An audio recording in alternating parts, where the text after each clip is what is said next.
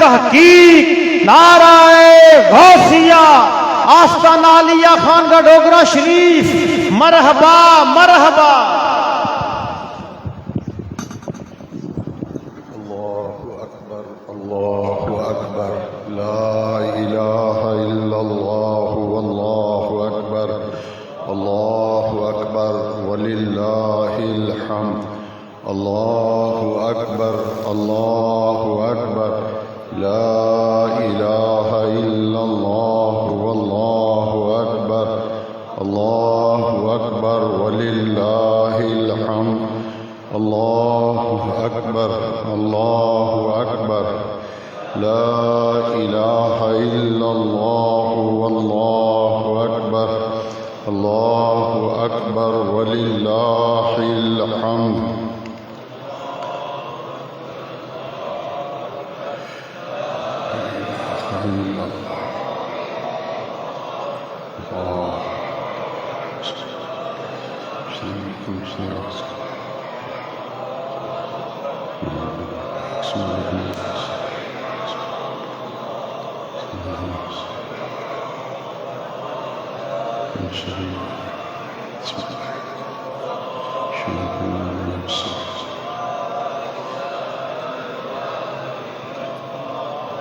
اللہ اکبر، اللہ اکبر، لا الہ الا اللہ، واللہ اکبر، اللہ اکبر وللہ الحمد، اللہ اکبر، اللہ اکبر، لا الہ الا اللہ، واللہ اکبر، اللہ اکبر وللہ الحمد، اللہ اکبر، اللہ اکبر، لا الہ الا اللہ، واللہ اکبر، اللہ اکبر وللہ الحمد، اللہ اکبر، اللہ اکبر، لا الہ الا اللہ، واللہ اکبر، اللہ اکبر وللہ الحمد۔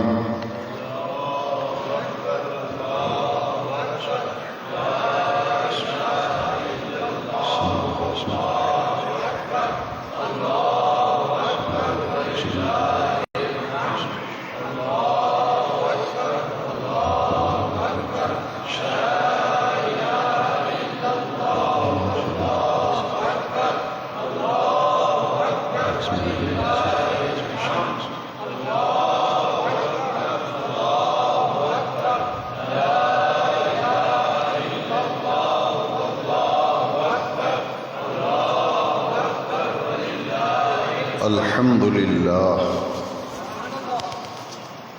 الحمد للہ وکفیٰ، وسلام علی عبادہ الذین اصطفیٰ، اما بعد فاعوذ باللہ من الشیطان الرجیم، بسم اللہ الرحمن الرحیم، لن ینال اللہ لحومها ولا دماؤها ولكن يناله التقوى منكم، صدق الله مولانا العظيم۔ الصلاة والسلام عليك يا سيدي يا رسول الله، وعلى آلك وأصحابك يا سیدی یا خاتم النبیین۔ برادران دین و ملت، اللہ رب العزت کے فضل و کرم اور لطف و احسان سے آج ہم نماز عید الاضحیٰ کی ادائیگی کے لیے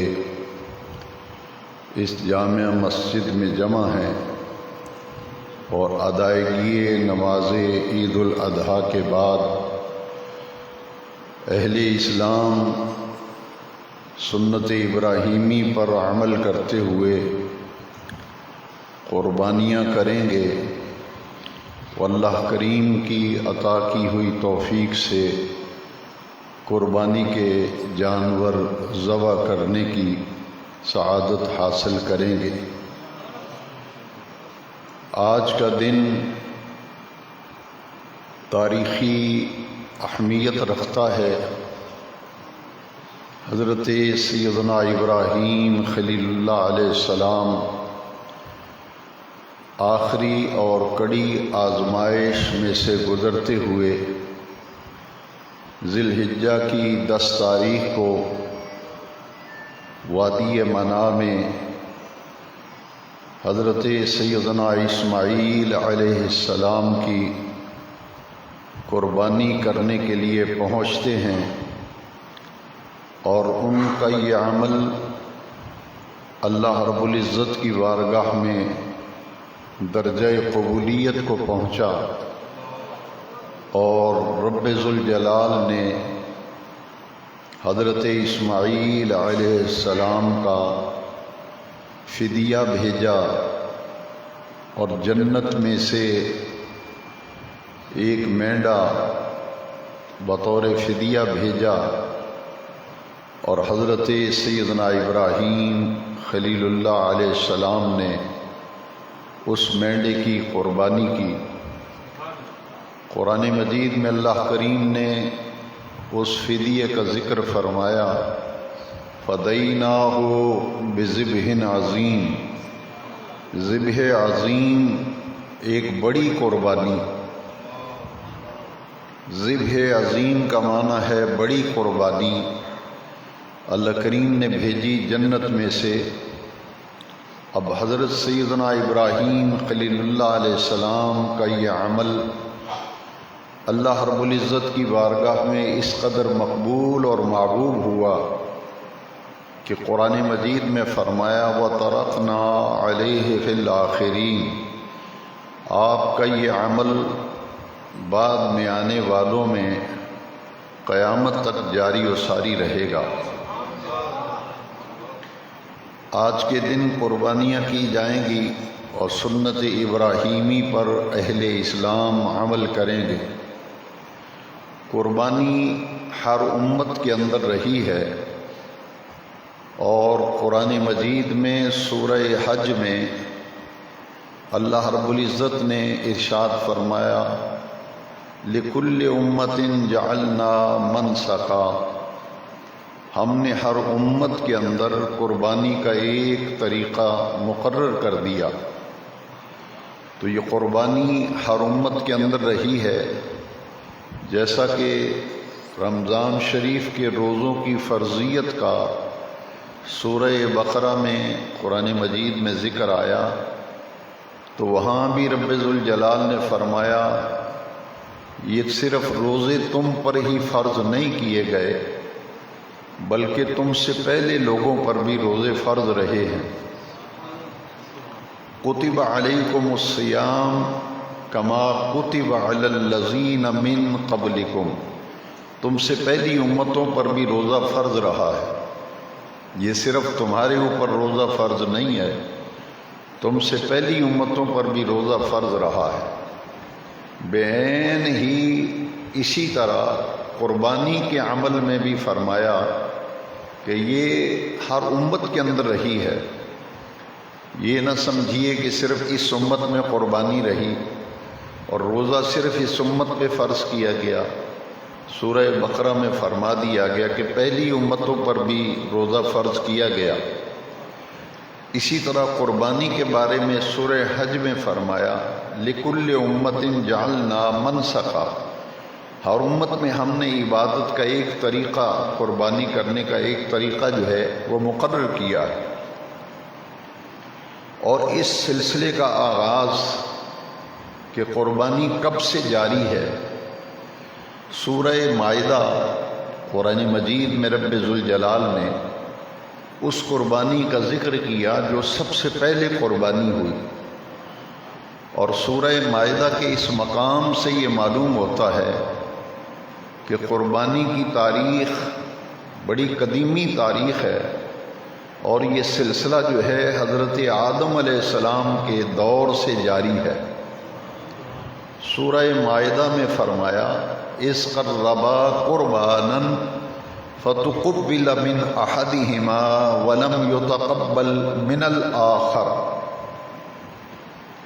حضرت آدم علیہ السلام کے دو بیٹوں نے قربانی کی، حابیل اور قابیل، دونوں نے قربانی پیش کی، لیکن حابیل کی قربانی جو ہے وہ قبول ہو گئی اور قابیل کی قربانی قبول نہیں ہوئی۔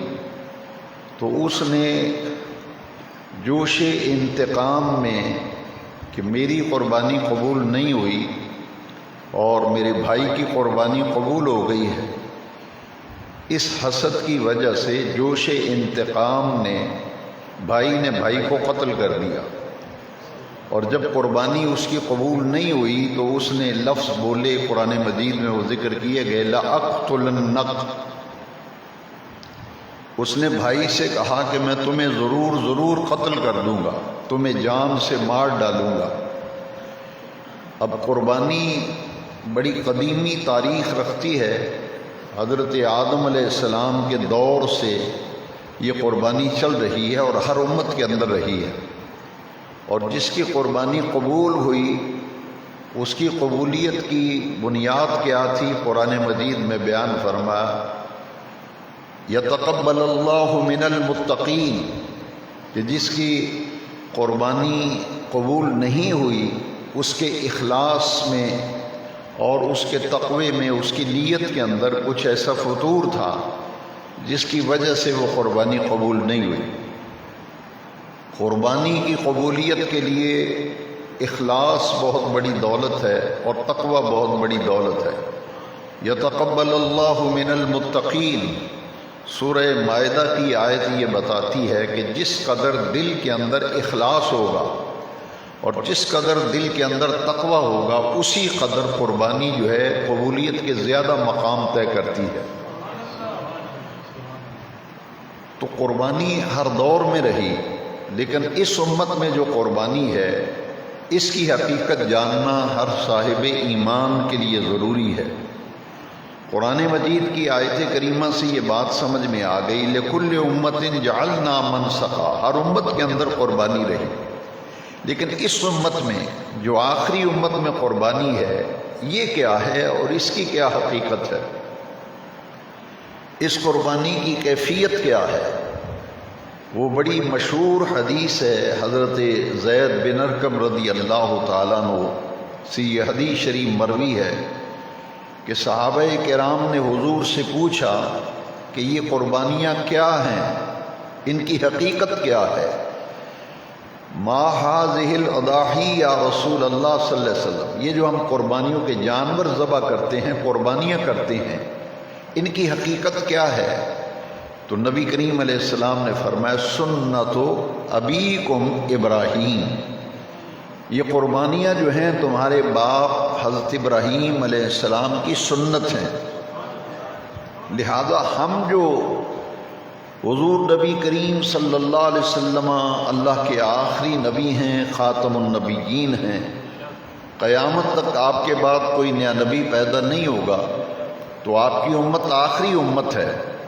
اس امت میں جو قربانی ہے اور آج جو جانور قربانیاں لوگ کریں گے، جانور ذبح کریں گے، قربانیوں کے جانور، اس کی حیثیت یہ ہے کہ یہ حضرت ابراہیم علیہ السلام کی سنت ہے، سنت ابیکم ابراہیم۔ اسی لیے جب قربانی کی جاتی ہے تو یہ دعا مانگی جاتی ہے کہ باری تعالیٰ تیری رضا اور تیری خوشنودی کے لیے سنت ابراہیمی پر عمل کرتے ہوئے میں یہ جو قربانی کا جانور ذبح کر رہا ہوں، میری یہ قربانی اس طرح قبول فرما جس طرح تو نے اپنے پیارے حبیب کریم صلی اللہ علیہ وسلم کی قربانی اور آپ سے قربانی کو قبول کیا تھا، اور میری قربانی کو اس طرح قبول فرمانا جس طرح اپنے پیارے خلیل ابراہیم علیہ السلام کی قربانی کو تو نے قبول کیا تھا۔ لہذا یہ سنت ابراہیمی پر عمل کیا جا رہا ہے، اور قرآن مجید میں بتایا گیا کہ یہ سلسلہ کب تک چلتا رہے گا، وَتَرَكْنَا عَلَيْهِ فِي الْآخِرِينَ، یہ تو قیامت تک نسل در نسل لوگ آتے رہیں گے اور بعد میں آنے والے لوگ قربانیاں کرتے رہیں گے۔ صحابہ کرام نے پوچھا کہ ان قربانیوں میں ہمارے لیے کیا اجر ہے؟ وما لنا فیہا یا رسول اللہ صلی اللہ علیہ وسلم، ان قربانیوں میں ہمارے لیے کیا اجر ہے؟ تو حضور نبی کریم علیہ السلام نے فرمایا قربانی کے جانور کے ہر بال کے بدلے میں قربانی کرنے والے کو نیکی ملتی ہے۔ صحابہ کرام نے پھر پوچھا کچھ ایسے جانور ہیں جن کے جسم پر بال نہیں بلکہ اون ہوتی ہے، ان کا کیا حکم ہے؟ تو حضور نے فرمایا اون کی ہر تار کے بدلے میں، اون کے ہر بال کے بدلے میں قربانی کرنے والے کو نیکی ملتی ہے۔ حضور کی امت کیسی خوش نصیب امت ہے کہ حضور نبی کریم علیہ السلام 10 سال ہجرت مدینہ منورہ کے بعد 10 سال حضور مدینہ شریف میں رہے، اور ان 10 سالوں میں حضور نے کبھی بھی قربانی کا ناغہ نہیں فرمایا، کبھی قربانی کا ناغہ نہیں فرمایا۔ اور حضور قربانی جب فرماتے تھے تو حضور دعا فرماتے تھے اللہم تقبل من محمد ومن آل محمد ومن امت محمد، کہ حضور ہر قربانی میں یہ دعا مانگتے تھے یا اللہ میری طرف سے، میری آل کی طرف سے اور میری ساری امت کی طرف سے قبول کر۔ تو 10 سال حضور قربانی کرتے ہیں، اور ہر قربانی میں حضور اپنی امت کے لیے فرماتے ہیں کہ یہ قربانی میری امت کی طرف سے بھی قبول فرما۔ اور یاد رکھیے کہ حجت الوداع کے موقع پر جو حضور نے پوری ظاہری حیات طیبہ میں ایک ہی حج فرمایا تھا، اور تاریخ میں اسے حجت الوداع کا نام دیا گیا، اس موقع پر حضور نے 100 اونٹوں کی قربانی پیش کی تھی۔ 100 اونٹوں کی قربانی حضور نے پیش کی، اور 63 اونٹ خود نبی کریم علیہ السلام نے اپنے دست اقدس سے ذبح فرمائے تھے۔ بکرے اور چھترے کی قربانی دمبے کی جائے تو اسے لٹا کر ذبح کیا جاتا ہے، اور اونٹ کو لٹا کر ذبح نہیں کیا جاتا، اونٹ کو کھڑا کر کے اور اس کے گلے پہ یوں برچھا مارا جاتا ہے۔ اونٹ کی قربانی کھڑے ہو کر کی جاتی ہے، اسے کھڑا کر کے کی جاتی ہے۔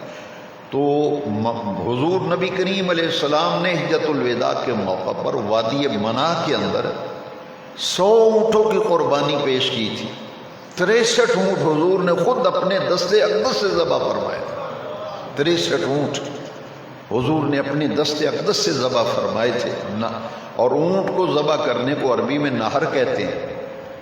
نہر، اونٹ کو نہر کیا جاتا ہے، کھڑے ہو کر برچھا مارا جاتا ہے۔ تو یہ 63 اونٹ حضور نے نہر کیے تھے، اور 27 اونٹ جو بچ گئے تھے وہ سیدنا علی المرتضیٰ کرم اللہ تعالی وجہ الکریم نے نہر کیے تھے۔ اب یہاں ایک نقطہ سمجھ لیں کہ 63 اونٹ حضور نے خود اپنے دست اقدس سے نہر کیے۔ اس میں صوفیاء فرماتے ہیں کہ حضور کی ظاہری حیات مقدسہ 63 برس پر محیط ہے، تو گویا حضور نے اپنی عمر مبارک کے حیات طیبہ کے ہر سال کا ایک اونٹ جو ہے وہ منع کے اندر آپ نے نہر کیا تھا۔ اور قربانی کس طرح کرنی چاہیے؟ حدیث شریف میں ہے کہ ہمیشہ جب بھی حضور قربانی کرتے تھے حضور اپنے دست اقدس سے ذبح کرتے تھے، لہذا اس سے ایک مسئلہ طے پا گیا کہ جو شخص جانور ذبح کرنا جانتا ہے، اس کو طریقہ آتا ہے کہ جانور کیسے ذبح کیا جاتا ہے، اس میں کون کون سی رگیں جو ہیں ان کا کٹنا ضروری ہے، جانتا ہو تو پھر مسئلہ یہ ہے کہ اپنے ہاتھ سے جانور ذبح کرنا اس کی فضیلت زیادہ ہے۔ ہاں اپنے ہاتھ سے اگر ذبح نہیں کر سکتا تو دوسرے سے ذبح کروا لے، اور لیکن ذبح کے وقت وہاں اس کا موجود رہنا ضروری ہوتا ہے، یا پھر اجازت دے دے۔ تو یہ قربانی خوش دلی سے کرنے کا حضور نے حکم دیا۔ نبی کریم علیہ السلام نے فرمایا کہ یہ قربانیاں خوش دلی سے کیا کرو، بڑے اخلاص کے ساتھ خلوص نیت کے ساتھ یہ قربانی کرو۔ اور حضور نے فرمایا کہ قربانیوں کے جو سینگ ہیں اور ان کے کھر ہیں، ان کے بال ہیں، اس کا بھی بدلہ قیامت کے دن پورے کا پورا قربانی کرنے والے کو ملے گا۔ اور پھر ایک حدیث میں فرمایا حسنوا ضحایاکم، قربانی کے جانوروں کو خوب کھلا پلا کر خدمت کیا کرو، اور پلا کر کھلا کر تواضع کر کے اچھی طرح ان کی پرورش کیا کرو کہ تمہارے جانور موٹے تازے نظر آئیں۔ تو جانوروں کی خدمت اور ان کی پرورش اچھے طریقے سے انہیں پالنا اور اللہ کے راستے میں قربان کر دینا، یہ دراصل حضرت سیدنا ابراہیم علیہ السلام کی قربانی جو تھی، حضرت اسماعیل کو لے کر منع میں پہنچنا، وہ تو جنت میں سے فدیہ آ گیا، اور اسماعیل علیہ السلام کی جگہ وہ مینڈا جو ہے اس کی قربانی ہوئی، اسے قرآن مجید میں ذبح عظیم کہا گیا۔ لیکن یہاں یہ بات سمجھ لیجئے کہ اپنی محبوب ترین شے اللہ کے راستے میں قربان کرنا۔ حضرت ابراہیم علیہ السلام نے 87 برس کی عمر میں آپ کو حضرت اسماعیل ملے تھے، دعا مانگی تھی بیٹے کی۔ سورہ صافات، قرآن مجید میں سورہ صافات میں ہے رب حب لی من الصالحین، یا اللہ مجھے ایک صالحین میں سے بیٹا عطا کر، ایسا بیٹا عطا کر جو صالح ہو، صالح مزاج ہو، صالح تربیت ہو۔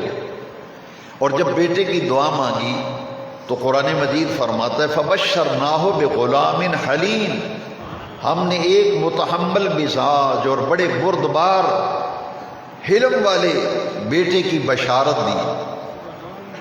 اور جب اسماعیل علیہ السلام حضرت ہاجرہ کے بطن سے پیدا ہوئے تو حضرت ابراہیم علیہ السلام کی عمر 87 برس تھی، 87 برس، اور حضرت اسماعیل علیہ السلام 13 برس کے ہو گئے جب قربانی کرنے کا حکم آیا۔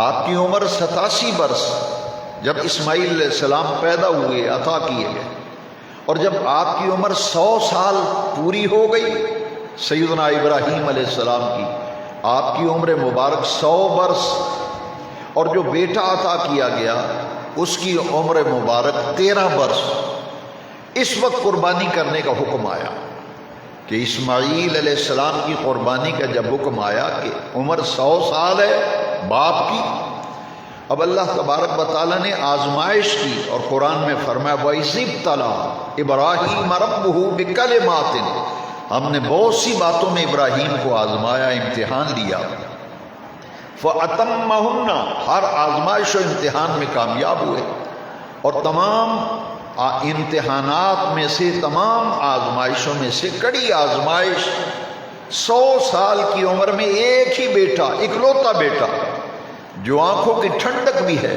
دل کا چین بھی ہے، قرار بھی ہے، رب سے مانگ کے لیا ہے، وہ محبوب ترین شے تھی نا۔ تو اللہ کریم نے اپنے پیارے خلیل کو آزمایا، وَاتَّخَذَ اللَّهُ إِبْرَاهِيمَ خَلِيلًا، قرآن مجید میں فرمایا کہ اللہ نے حضرت ابراہیم علیہ السلام کو اپنا خلیل، دوست بنایا، دوست بنایا، خلیل بنایا، کہ اپنی محبوب ترین شے بھی میرے راستے میں قربان کرتے ہیں یا نہیں کرتے۔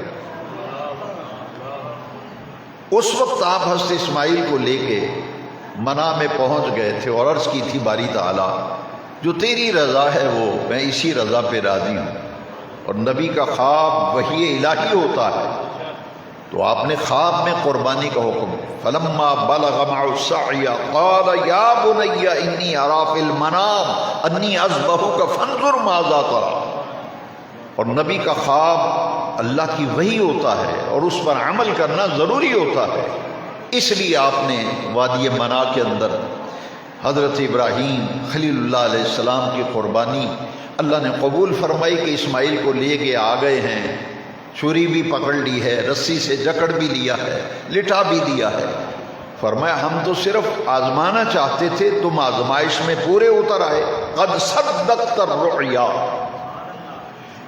قرآن مجید کے ان الفاظ میں بڑا کیف ہے، بڑی لذت ہے، قد صدقت الرؤیا، اے ابراہیم تو نے تو اپنا خواب سچا کر دکھایا ہے، بس یہی مطلوب تھا۔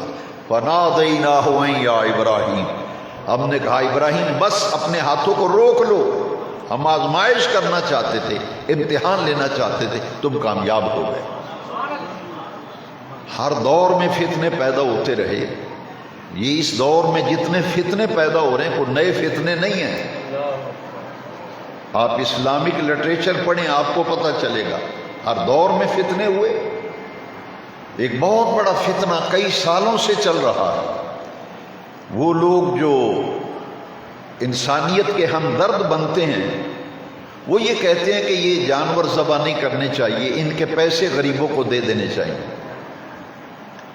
اب ان کی شادیاں اگر دیکھیں نا، یہ جو پروپیگنڈا کرتے ہیں، ان کی بیٹی کی شادی ہو، بیٹے کی شادی ہو، جو بے تحاشا خرچ ہو رہا ہے اس کو دیکھیں تو کوئی ان کو سمجھاتا ہے کہ بھائی اتنا جو خرچہ کر رہے ہو غریبوں کو دے دو، لیکن جب بھی کوئی نیک عمل آئے گا یہ کہیں گے یہ فضول خرچی ہے، اتنے جانور ذبح ہوتے ہیں، گوشت برباد ہوتا ہے، جانوروں کی نسلیں ختم ہوتی ہیں۔ ایک لاہور کا ہے بڑا خبیث الفطرت انسان، وہ روزانہ یہی بک رہا ہے، کہتا ہے کہ قربانیاں نہ کرو، پیسے غریبوں میں بانٹو، میں انسانیت کا ہمدرد ہوں۔ میں آپ کو حدیث شریف سنانا چاہتا ہوں کہ قربانی کی اہمیت کیا ہے، کیا پیسے دینے سے قربانی ہو جائے گی؟ کیونکہ حضور نے فرمایا کہ ذی الحجہ کی 10 تاریخ کو ابن آدم کا کوئی عمل قربانی کے جانوروں کا خون بہانے سے زیادہ مقبول نہیں اللہ کی بارگاہ۔ اللہ تعالیٰ تو چاہتا یہ ہے کہ سنت ابراہیمی پر عمل کیا جائے، وَتَرَكْنَا عَلَيْهِ فِي الْآخِرِينَ۔ اس لیے خوش نصیب ہیں وہ لوگ جو قربانیاں کر رہے ہیں، لیکن یہ یاد رکھیے اس موقع پر اس امت کے غرباء، مساکین، بیوہ عورتیں اور اپاہج لوگ، معذور لوگ جن کو سال بھر گوشت خریدنے کی سخت نہیں ہوتی، ان لوگوں کو تلاش کر کے ان کے گھروں میں گوشت پہنچانا یہ بڑا محبوب عمل ہے۔ اسی لیے گوشت جب تقسیم کیا جاتا ہے تو 3 حصے کیے جاتے ہیں، 3 حصے، ایک حصہ خود اپنے گھر میں کھانے کے لیے، ایک حصہ رشتہ داروں، دوستوں اور پڑوسیوں کے لیے، ایک حصہ غریبوں، مسکینوں، فقیروں، بیوہ عورتوں، یتیم بچوں کے لیے۔ یہ تقسیم کا طریقہ جو ہے اس میں یہ ہے کہ غرباء، مساکین کا بھی خیال رکھا جائے۔ حاضرین محترم، اللہ رب العزت کی بارگاہ میں دعا ہے کہ خلاق عالم جل مجد الکریم جو لوگ قربانیاں کر رہے ہیں ان کی قربانیوں کو اپنی بارگاہ میں قبول فرمائے۔ اور صدقہ و خیرات کی یہ اہمیت ہے کہ قربانی کر لینا ہی کافی نہ سمجھا جائے، بلکہ صدقہ خیرات کرتے رہا کریں۔ اسی طرح ہر سال عید کے موقع پر میں آپ کی توجہ دلاتا ہوں کہ اس جامع مسجد میں دینی مدرسے 2 قائم ہیں، ایک طالبات کا، ایک طلبہ کا۔ سال بھر اس مدرسے کے لیے جتنے بھی اخراجات ہیں وہ آپ حضرات کے تعاون سے پورے کیے جاتے ہیں۔ تو اس موقع پر اس دارالعلوم کو، جامعہ اسلامیہ رضویہ کو یاد رکھیے اور کوشش کیجیے کہ جس قدر ہو سکے قربانی کے جانوروں کی کھالیں اس مسجد میں، مدرسے میں پہنچائیں، تاکہ یہ تعلیم کا جو سلسلہ یہاں جاری ہے یہ چلتا رہے۔ اور عید کی نماز کے بعد خطبہ سننا واجب ہے، خطبہ سنے بغیر نہیں جانا چاہیے، اور پھر دعا عبادت کا مغز ہے۔ اور خطبے کے بعد حضور 3 مرتبہ فرماتے تھے تصدقوا تصدقوا تصدقوا، خطبہ ارشاد فرما کر 3 مرتبہ حضور فرماتے تصدقوا تصدقوا تصدقوا، صدقہ کرو صدقہ کرو صدقہ کرو۔ تو صحابہ کرام ممبر کے قریب آ کر صدقہ حضور کو پیش کرتے تھے، ایک بڑی چادر ہوتی تھی جس میں حضور، وہ لوگ صدقہ ڈالتے تھے، حضور خوش ہوتے تھے اور انہیں حضور رولتے تھے جس سے آواز پیدا ہوتی تھی۔ تو ہمیں چاہیے کہ عید کی نماز کے لیے آئے ہیں، تکبیرات تشریق پڑھتے ہوئے آئے ہیں، واسی پہ بھی تکبیرات تشریق پڑھتے ہوئے جائیے۔ اللہ اکبر اللہ اکبر، لا الہ الا اللہ واللہ اکبر، اللہ اکبر وللہ الحمد۔ اب وقت ہو گیا ہے، طریقہ میں مختصر سمجھانا چاہتا ہوں کہ عید کی نماز ایسے ہی ہے جیسے فجر کی 2 رکعتیں پڑھتے ہیں، بڑا آسان طریقہ ہے۔ فجر کی 2 رکعتیں جس طرح پڑھتے ہیں ساری نماز اس طرح پڑھیں گے، لیکن فرق یہ ہے کہ 3 تکبیریں پہلی رکعت میں زائد ہیں اور 3 تکبیریں دوسری رکعت میں۔ ولا الہ غیرک تک پڑھیں گے تو پھر 3 تکبیریں امام صاحب کہتے ہیں، پہلی 2 تکبیروں پر اللہ اکبر کہہ کر ہاتھ چھوڑ دینا ہے، اللہ اکبر، تیسری پر اللہ اکبر کہہ کے ہاتھ باندھ لینے، امام صاحب قرات کریں، اور دوسری رکعت میں قرات پہلے ہوگی اور قرات کے بعد 4 تکبیریں کہی جائیں گی۔ 3 تکبیروں پر کانوں تک ہاتھ اٹھا کر اللہ اکبر کہہ کے چھوڑ دینا ہے 3 تکبیروں پر، اور چوتھی تکبیر پر کانوں تک ہاتھ اٹھائے بغیر اللہ اکبر کہہ کے آپ نے رکوع کے اندر چلے جانا ہے۔ کھڑے ہو جائیے، صفیں درست فرما۔